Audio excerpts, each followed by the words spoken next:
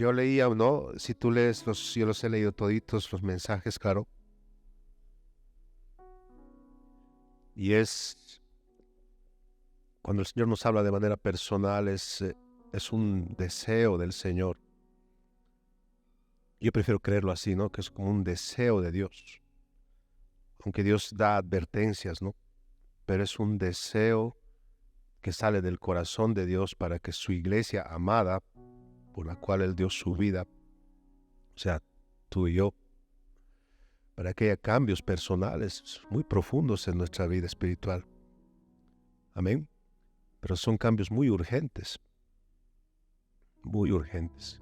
Es por eso que antes al comenzar este libro profético que es el Apocalipsis, pues estos mensajes urgentes a la iglesia. Amén. Son mensajes que nosotros debemos meditarlo muy, muy bien y ver cómo estamos nosotros delante de Dios. Son cosas que tal vez decidimos cambiar en nuestra vida. Y seguramente muchos de nosotros nos vamos a identificar con alguna de estas 7 iglesias y 7 situaciones o 7 actitudes que muchas veces podemos tener como iglesia. Amén. Decía que hay una frase que se repite continuamente. Vamos a leer el capítulo 2 de Apocalipsis en adelante. Y en el verso 7 y continuamente se repite esta frase, ¿no? El que tiene oído, oiga lo que el Espíritu dice a las iglesias, dice. Amén. Entonces ahí por ejemplo, leía un letrerito ahí atrás, decía, ¿no? Hoy te va a hablar Dios, decía, ¿no?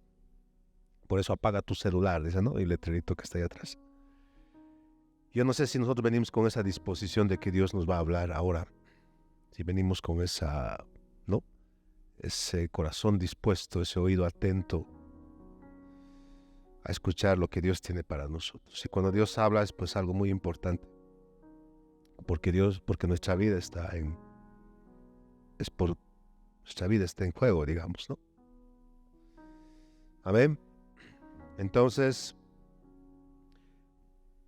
Apocalipsis capítulo 2, versículo 1. Vamos a leerlo todito. Dice, escribe el ángel de la iglesia en Éfeso. Escribe al ángel, dice, de la iglesia en Éfeso. El que tiene las 7 estrellas en su diestra, el que anda en medio de los 7 candeleros de oro, dice esto. Yo conozco tus obras y tu arduo trabajo y paciencia, y que no puedes soportar a los malos, y has probado a los que se dicen ser apóstoles y no lo son, y los has hallado mentirosos. Y has sufrido y has tenido paciencia y has trabajado arduamente por amor de mi nombre y no has desmayado. Pero tengo contra ti que has dejado tu primer amor. Recuerda, por tanto, de dónde has caído y arrepiéntete y haz las primeras obras.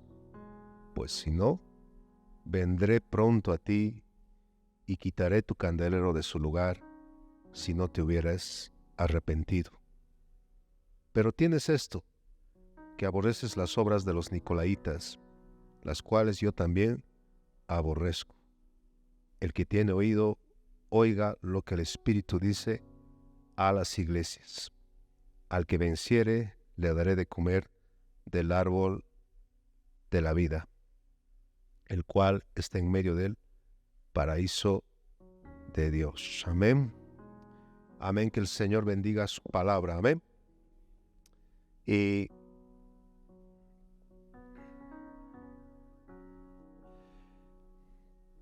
dice que la iglesia en Éfeso era una iglesia un poquito, ¿no? ¿Cómo era esta iglesia? Era una iglesia pues grande, ¿no?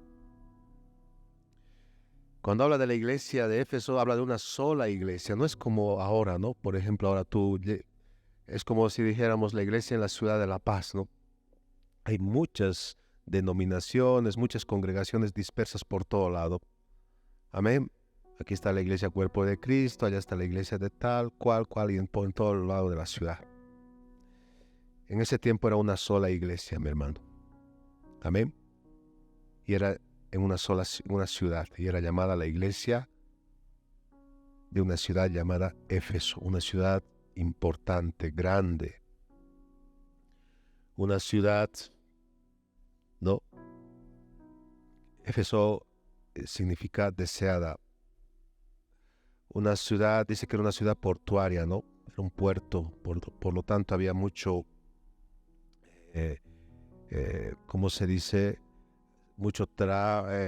Había mucha economía, había mucha tráfico de mercadería, etcétera. Era una ciudad económicamente muy, muy fuerte, había mucho movimiento.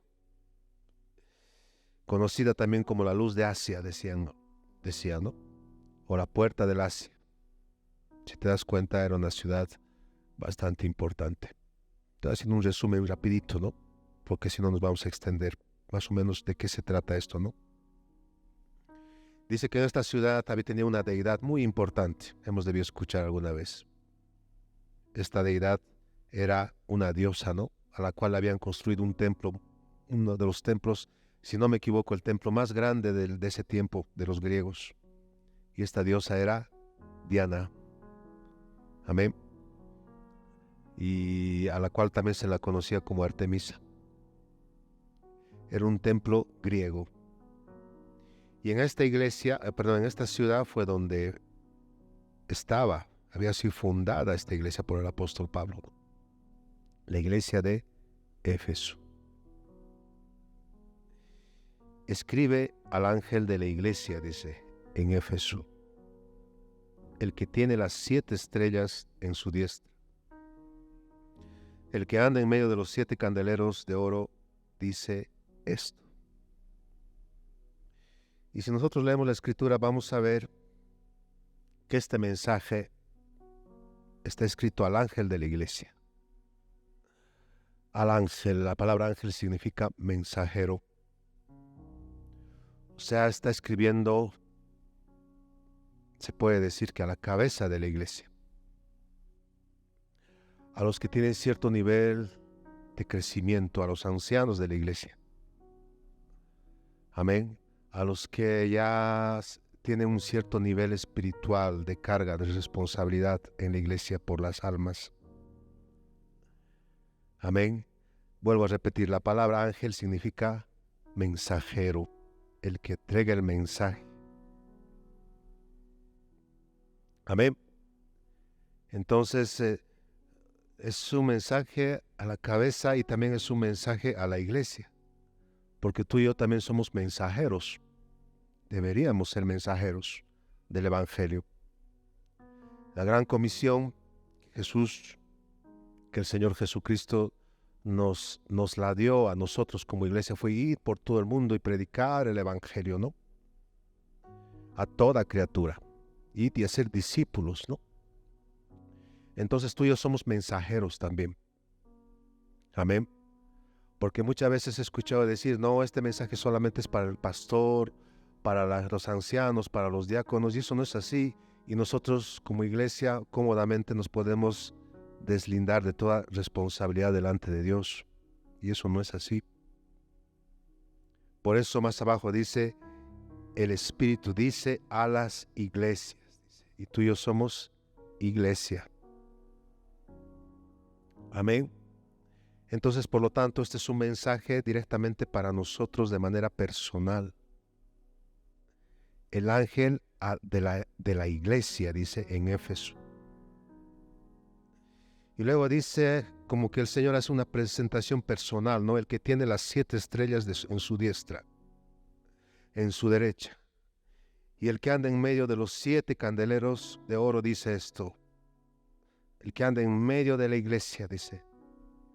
El Señor Jesús está haciendo como una presentación de quién realmente es Él, como autoridad y cabeza única de la iglesia. Amén. El Señor Jesús dice, yo soy la autoridad de la iglesia. Yo soy la cabeza de la iglesia. Y si tú lees los siguientes mensajes de las iglesias en este libro del Apocalipsis, vas a ver que es a la única iglesia el cual le hace esta presentación. ¿Pero por qué? Yo me preguntaba por qué, ¿no? Yo leía un poquito también, estudiaba. Y claro, esta era una iglesia grande, era una iglesia que inclusive recibe muchos elogios de parte de Dios, porque dice, yo conozco tus obras, y como que le elogia a la iglesia, conozco que trabajas mucho, conozco que tienes paciencia, conozco que, ¿no?, que estás haciendo las cosas bien para mí, conozco tu arduo amor por amor de mi nombre, dice, ¿no? Yo conozco todo eso y lo sé, porque el Señor conoce lo que hacemos para Él, hermano, hermana. El trabajo que hacemos para Dios, el servicio que hacemos para Dios, el Señor no lo olvida, Él lo conoce perfectamente bien. Amén. Conoce el servicio, conoce nuestro esfuerzo, conoce nuestro corazón. Pero Él decía que hace como una presentación y dice, pues yo tengo las 7 estrellas a mi diestra y soy el que tengo la autoridad, el poder, yo soy la única cabeza, porque lamentablemente esta iglesia, si nosotros estudiamos un poquito el libro de Efesios, vamos a ver que era una iglesia un poco orgullosa, ¿no? Que se estaba envaneciendo por el crecimiento que tenía esta iglesia. Y muchas veces nosotros también, porque tenemos un ministerio o porque hemos logrado algo dentro de la iglesia, del ministerio, nuestro corazón siempre es tendente a envanecerse. Amén. Y no es por nosotros, sino es porque el Señor ha permitido que haya un crecimiento. El orgullo es un pecado que ha sido, no sé si decir la palabra, no sé si está correcto decir la palabra heredado, pero es una semilla que el diablo ha sembrado en nuestros corazones desde nuestros primeros padres, que eran Adán y Eva. Ese orgullo que muchas veces está bien, el ego que tenemos todos nosotros. Y eso es tendente siempre a salir. Jesús les recordaba a esta iglesia que Él era la única cabeza, y la única autoridad de la iglesia. La iglesia es del Señor. Amén. Amén, hermanos. Es del Señor, le pertenece al Señor. O sea, nosotros somos propiedad de Dios. Tú y yo somos propiedad de Dios. Y el sello de propiedad de Dios es el sello del Espíritu Santo, que dice, tú eres de mi propiedad ahora. Amén. Porque Él ha comprado nuestras vidas y ha pagado un precio muy alto por cada uno de nosotros, muriendo en la cruz y derramando su sangre por cada uno de nosotros. Pero hay una pregunta que debemos hacernos, ¿no? ¿Quién es tu cabeza? ¿Quién es tu autoridad? ¿Es realmente Jesús tu cabeza, iglesia? ¿Es realmente Jesús quien dirige tu vida? ¿Es realmente Jesús la cabeza de nuestras vidas? ¿Es nuestra autoridad a quien le debemos obediencia? ¿Es realmente Jesús esa cabeza a la cual debemos obedecer? Muchas veces el Señor nos tiene que recordar, yo soy tu cabeza. ¿Ven? Muchas veces tiene que hacer eso, muchas veces porque se nos olvida. Si Dios nos permite crecer, madurar y nos pone en un lugar para ser de bendición, o hemos sido bendecidos en algún área de nuestra vida, familiar, laboral, ministerial, no sé. Es por su gracia, querido hermano, amén. No podemos creer que es por nuestras capacidades o por nuestra sabiduría. Nunca creas que es porque somos muy capaces o porque no los merecemos. Es por su gracia y por su misericordia. Y cuando empecemos a creernos que lo hemos logrado nosotros, pues el Señor nos va a recordar que no somos nosotros, sino es Él. Y me acuerdo de que esta iglesia, por ejemplo, no está como hace muchos años, yo cuando recién ingresé, no está como está ahorita. Claro, el local estaba, ¿no? Es la misma edificación, pero no había mucha gente. Solamente estaban, estoy hablando de unos 15 años atrás más o menos, y me acuerdo bien los cultos, pues solamente estaban pues los chicos de rehabilitación, ¿no? Ahí adelante. No había ni estas bancas, eran unas bancas de madera, me acuerdo muy bien. El piso era de madera, amén. Ahí arriba era como un depósito, no había la radio, no había la televisión. Ahí arriba era una casa de donde vivían los chicos de tercera fase, vivía yo ahí arriba. No había lo que había en la iglesia, ¿no? Y solamente venían los jóvenes de rehabilitación y alguna vez, rara vez, su familia para visitarles. Estoy hablando de tiempo atrás, ¿no? Claro, uno después ve atrás y ve ahora cómo está y el crecimiento que ha tenido la iglesia y digo, pues es la gloria al Señor, amén. Es Él que permite el crecimiento, pero muchas veces podemos creer nosotros, ¿no? Que es por nuestras capacidades, porque somos, y lo mismo del ministerio Remar. Si este ministerio ha crecido tanto en todo el mundo y hablaremos de este país por cómo está ahora, es por la gracia y por la misericordia de Dios. Amén. Y no es porque somos muy buenos. Amén. Porque este ministerio, ustedes sabrán que estaba en su mayoría administrado y llevado por personas que se han restaurado. Amén. Es mi caso, por ejemplo.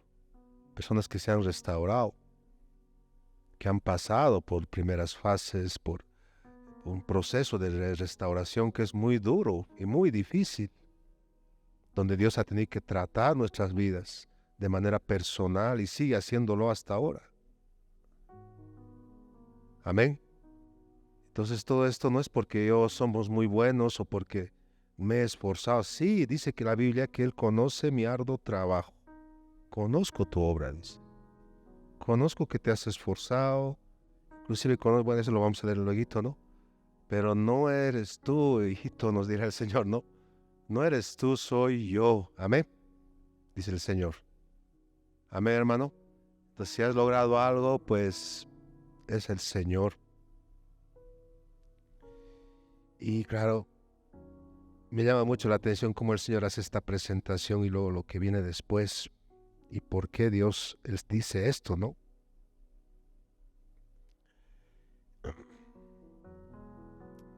El que tiene las 7 estrellas en su diestra, dice. No.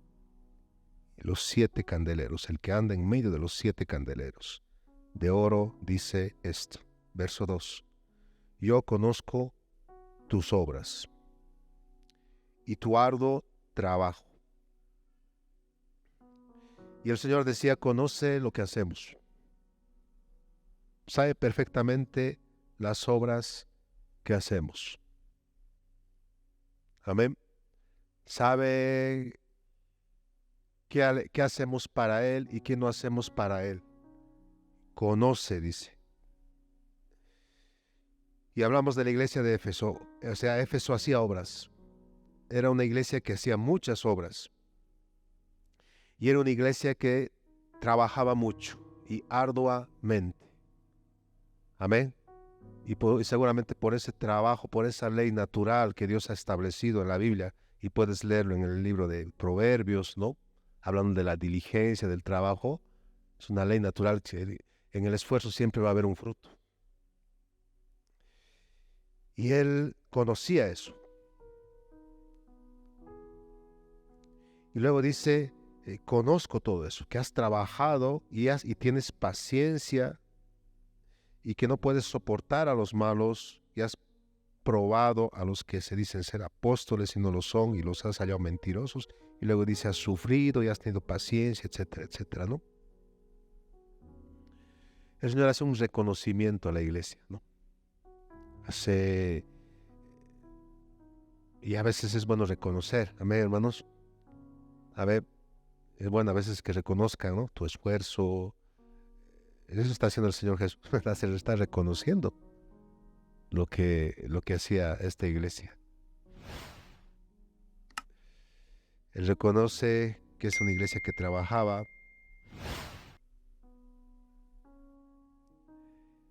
y Dios nunca va a bendecir la falta de esfuerzo. Dios bendice el esfuerzo, hermano. Es algo que continuamente se comparte, ¿no?, en las comunidades, porque es una gran verdad. Hay que esforzarse. Amén. Hay que esforzarse. Y si es para el Señor, hay que dar lo mejor. Amén, hermanos. Porque Dios siempre va a bendecir el esfuerzo. Pero Dios nunca va a bendecir la falta de esfuerzo o la pereza. Las cosas, especialmente las cosas de Dios. Si somos perezosos en las cosas de Dios, si somos indolentes en las cosas de Dios, si hacemos las cosas de mala manera, las cosas de Dios de mala manera, pues Dios no va a bendecir eso, nunca. Esfuérzate y sé valiente, le decía Dios a Josué. Amén. Dios está con los esforzados, no con los... Bueno, y dice, y valiente, ¿no? Dios está con los esforzados y con los valientes. Pero Dios no está con los perezosos y mucho menos con los cobardes. Dios no está ahí. Y él hacía un elogio al esfuerzo de esta iglesia. Reconocía que trabajaba mucho. Y el éxito viene cuando hay trabajo y la gracia de Dios. Amén. Es en cualquier área de nuestra vida.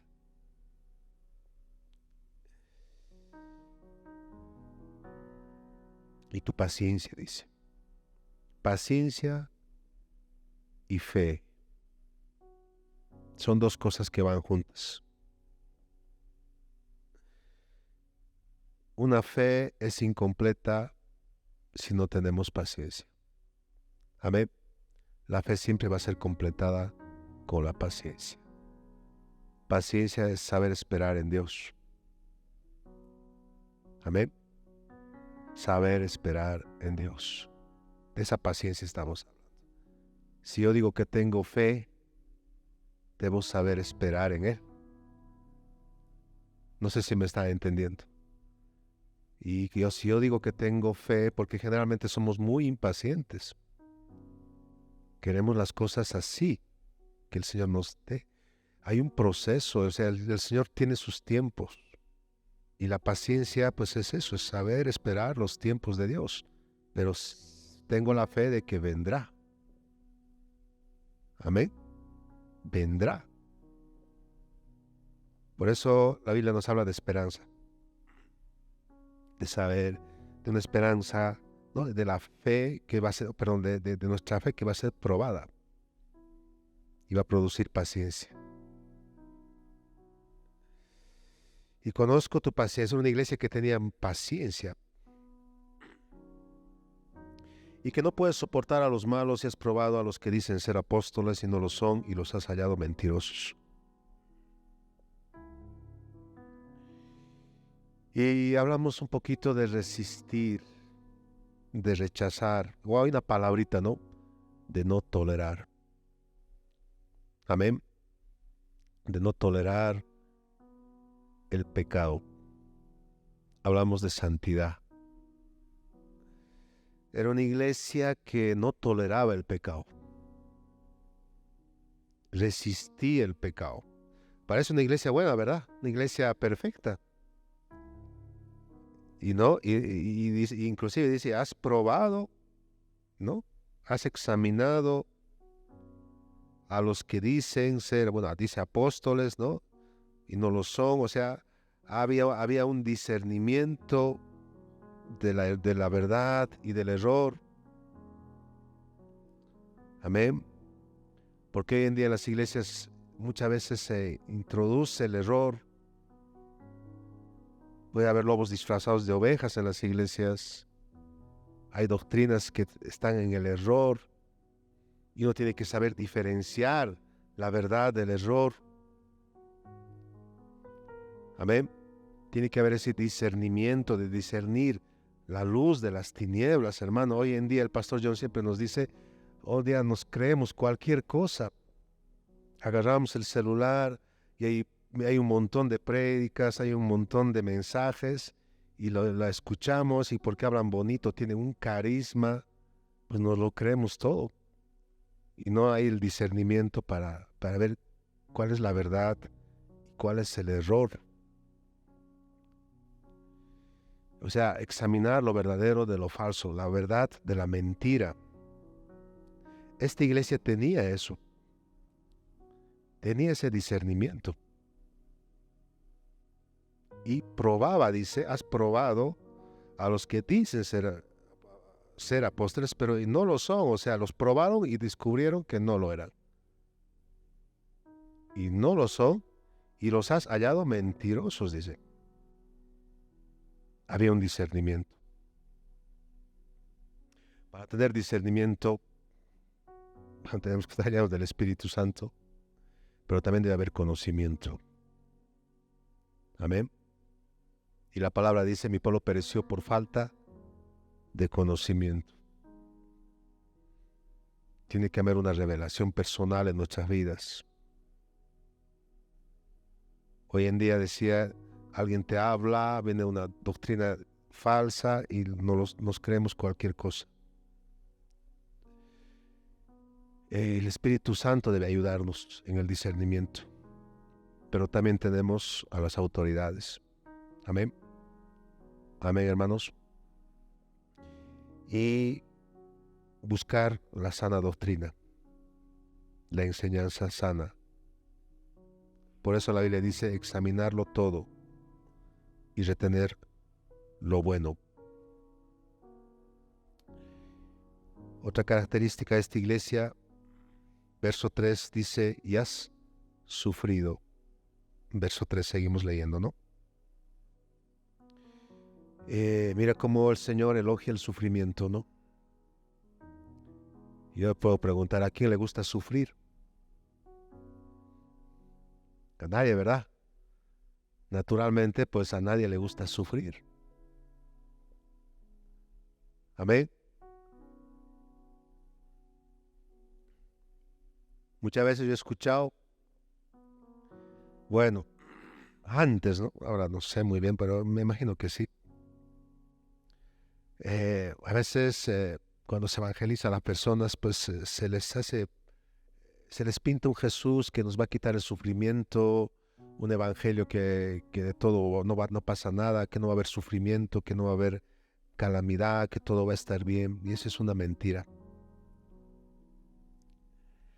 Nosotros como iglesia, mi hermano querido, tenemos que aprender a sufrir.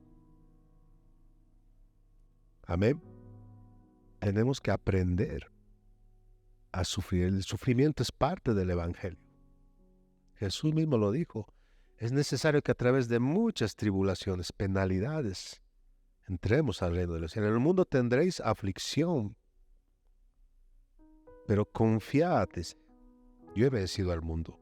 Pablo sufre penalidades como buen soldado de Jesucristo. Amén.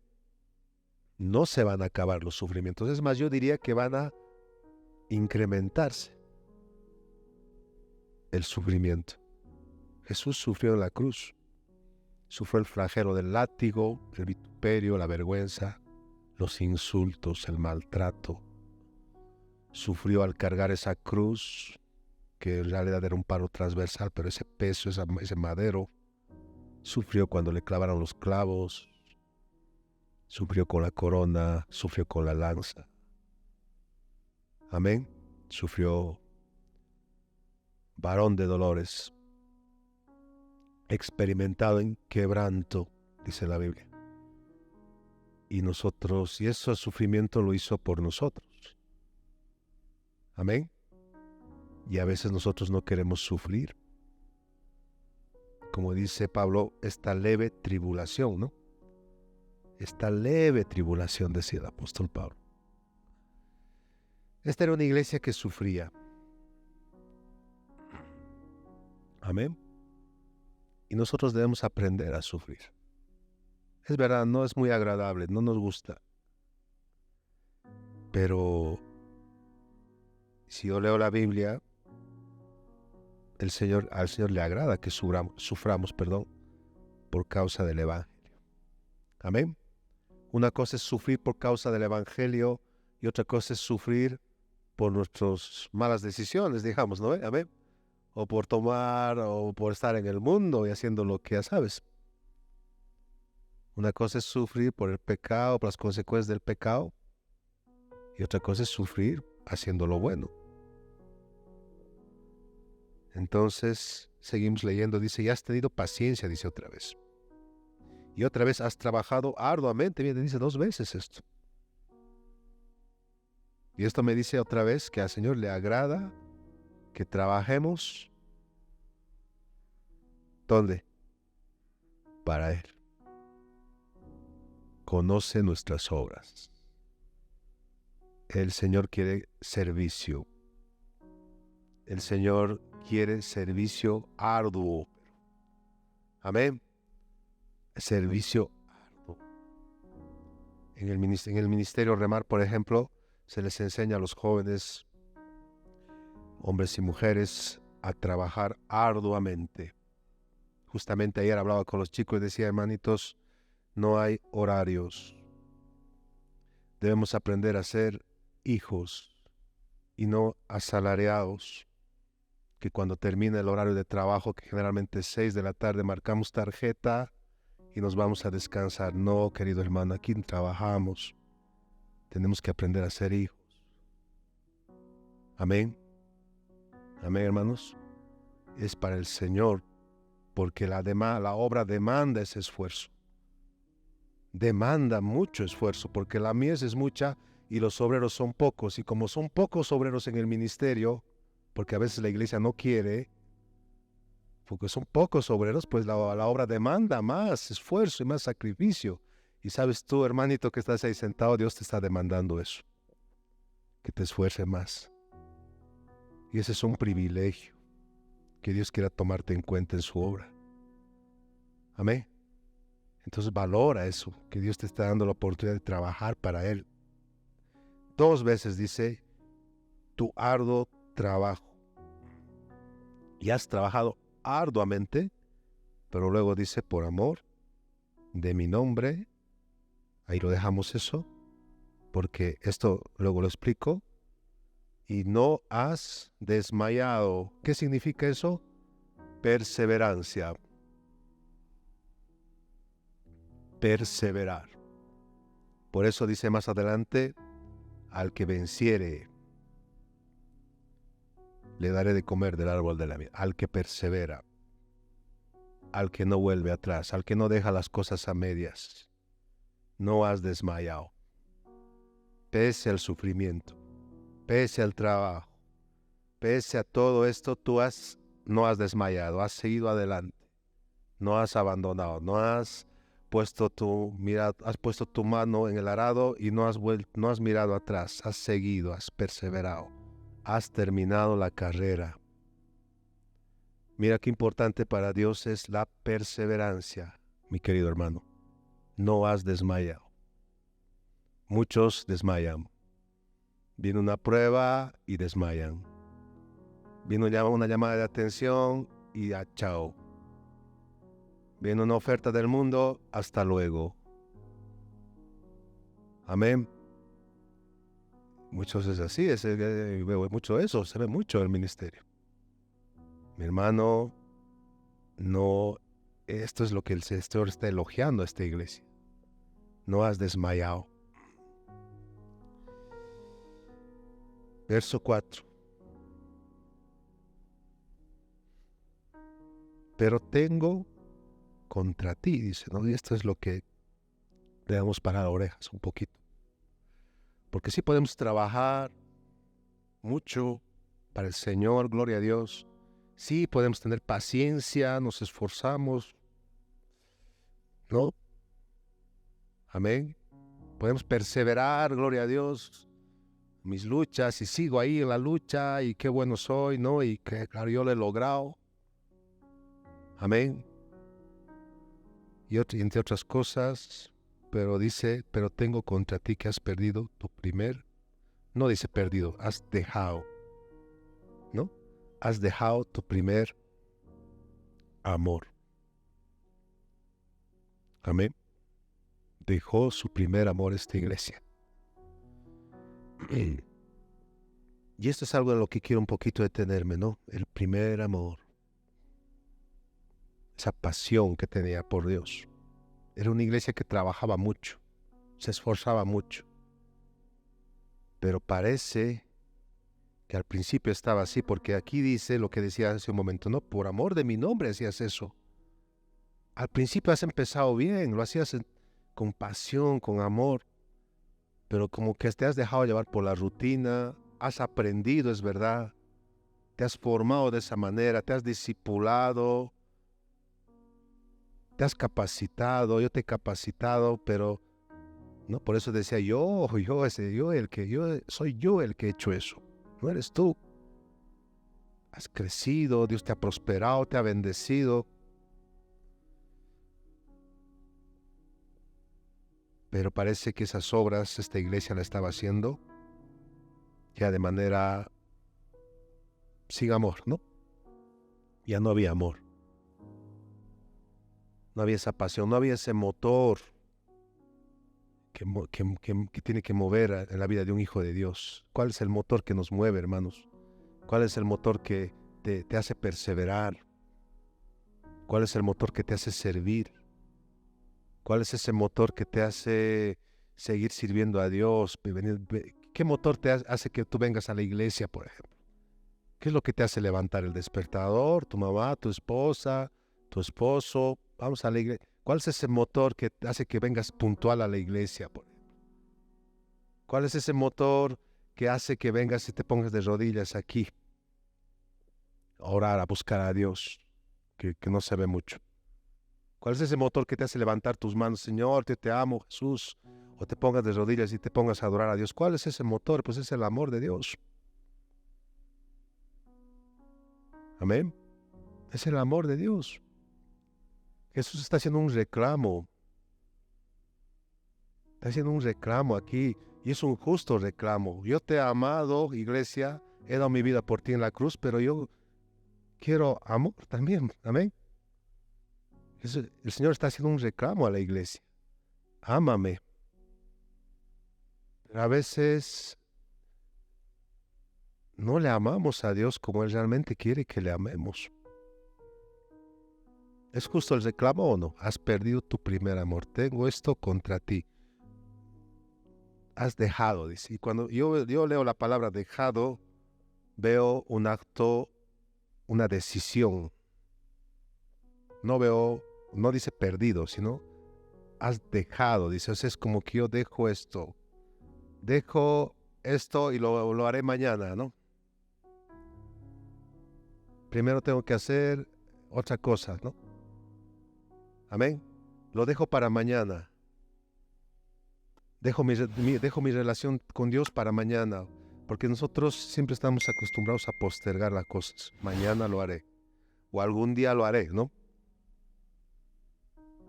Que hay que orar de madrugada, no mañana, porque hermanos, el primer amor va a venir en nuestra vida por una intimidad directa con Dios, una relación de amor con Dios. Una persona que ama, cuando te has enamorado por primera vez, ¿qué es lo que quieres hacer?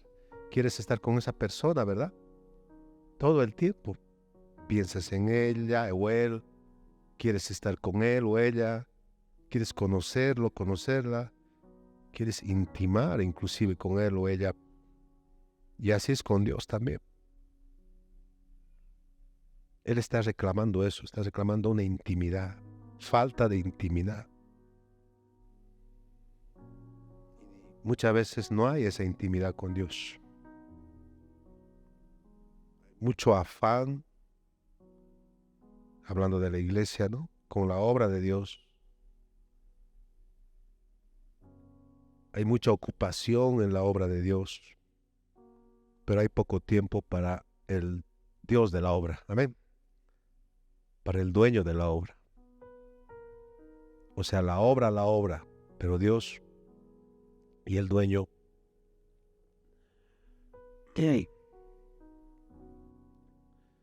La iglesia de Éfeso era alabada por sus buenas obras, por el Señor Jesucristo. Pero Jesús hacía un reclamo, que había perdido el primer amor. O sea, el reclamo era: no me estás amando y por lo tanto no estás haciendo las cosas con amor. Amén. Amén, hermanos. O sea, las obras no eran con amor, o sea, no estaban dentro de la voluntad de Dios. Podemos hablar mucho de esto, podemos hablar de santidad también. No. Muchas veces podemos hacer las cosas bien, pero Dios lo que mira es la intención de nuestro corazón. Amén. Amén, hermanos. Eso es lo que va a ver Dios, la intención de nuestro corazón. ¿Con qué intención hacemos las cosas? ¿Qué es lo que nos mueve a servir a Dios? Este primer amor lo podemos dejar porque muchas veces hay descuido en nuestra vida espiritual. Podemos cambiar el orden de nuestras prioridades. Antes nuestra prioridad, en mi primer amor, mi prioridad era Dios. Pero de repente otra cosa ocupa esa prioridad.